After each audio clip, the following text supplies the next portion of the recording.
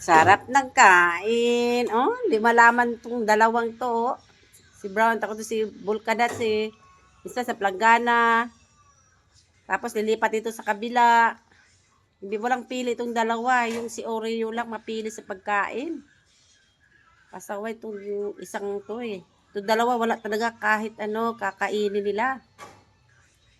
Yan. Oh. Kaya ito si Oreo hindi ko malaman. Namimili na siya eh. Ayaw niya ng dog food. Ewan, ano kaya gusto nito? Lechon siguro. Ito dalawa kahit ano, makanin, maisda, makarne, kahit ano. Mas gusto na nga nila kanin kaysa ano, kaysa dog food.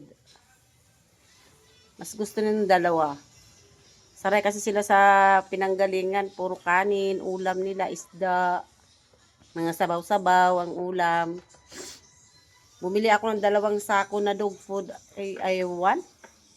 Ayaw nila. Mas gusto nila kanin. Si Oreo naman, ewan, hindi ko maintindihan. Gusto niya karni. Laging karni. Social tong Oreo na to eh. Pasaway. Oh, bus na. Pero yung isa, marami pa oh.